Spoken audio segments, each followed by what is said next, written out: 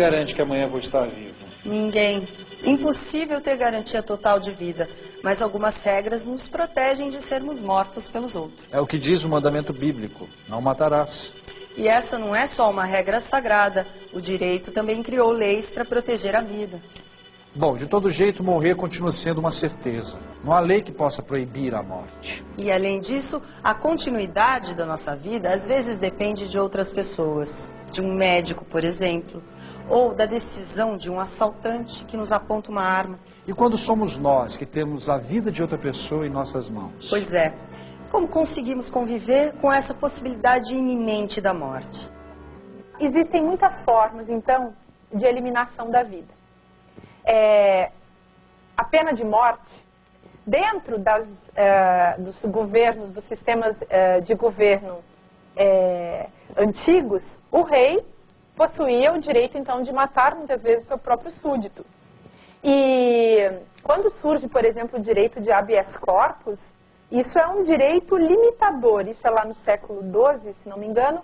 E lá no século XII, então, aparece um direito limitador que faz com que o indivíduo esteja protegido pela própria lei de ter o seu corpo protegido em relação a essa possibilidade de ser violentado, morto, espancado, torturado em relação a um sistema que ele mesmo já regulamenta desde sempre o modo como ele fará uso da vida e da morte dos outros. Então, aquilo que acontecia na estrutura da família romana também avança, se presentifica, se reorganiza dentro da estrutura do Estado antigo e também depois do Estado moderno. Na nossa sociedade brasileira, que não existe, aqui não é permitido a pena de morte. Aliás, a pena de morte é permitida em pouquíssimos países. Ela é aceita, se trabalha com ela, digamos assim, em pouquíssimos países. O exemplo mais conhecido são os Estados Unidos. No Brasil, existe ainda no Código Penal a possibilidade da pena de morte dentro de um crime de guerra. Mas no Brasil não se usa pena de morte. Mesmo assim, mesmo não havendo uma pena de morte jurídica, inscrita no direito, dá para dizer que nós deixamos que muitas populações morram. Há uma pena de morte não escrita, uma pena de morte que nos favorece muito mais enquanto participantes de uma estrutura de poder, na qual nós não precisamos nunca assinar embaixo e, portanto, não precisamos nos responsabilizar sobre a morte dos outros. A gente sabe, por exemplo, que as pessoas que serão os bandidos, entre aspas, que serão presos dentro dos presídios brasileiros, correm o risco da morte. Ali há uma espécie de organização, de lógica interna do próprio presídio, em que os presidiários, eles mesmos, tomam providências em relação a determinados crimes e eles mesmos providenciam a pena de morte em relação a determinados detentos. Morre-se dentro das cadeias. Ao mesmo tempo, a polícia mata.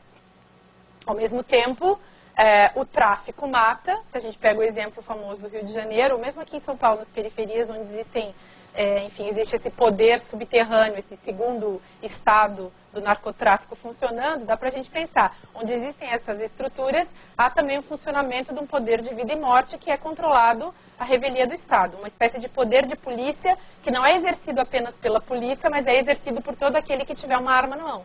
Do que a gente está falando? A gente está falando de um tipo de exercício do poder, de um tipo de exercício de poder que visa justamente a aniquilação do outro, mas que ao mesmo tempo não quer se comprometer com essa aniquilação.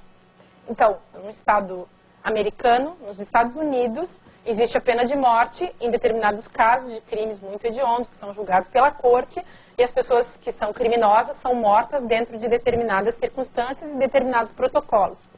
E com isso, uma democracia, por mais absurda que ela seja, por mais que ela esteja junta, mancomunada, vamos dizer assim, com o totalitarismo e com o autoritarismo, ao mesmo tempo, ela faz uma coisa que nós não temos coragem de fazer, que é assinar embaixo que aqui sim a gente mata.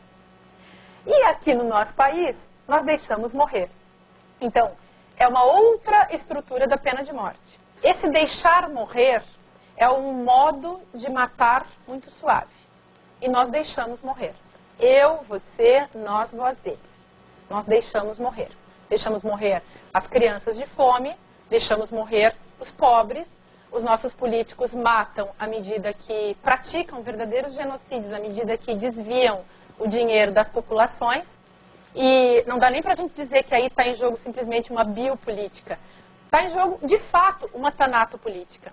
Na hora em que a gente fala em biopolítica, na hora em que, por exemplo, a gente pensa no que se faz com a aposentadoria dos nossos idosos no Brasil, o que se faz com o INSS, por exemplo, mas, ao mesmo tempo, dentro dessa lógica biopolítica de como vai se coordenar o dinheirinho que essas pessoas recebem e a chance delas terem um hospital e coisas que tais em determinadas circunstâncias necessárias, por baixo disso corre também a possibilidade tanatopolítica de organizar a morte dessas pessoas.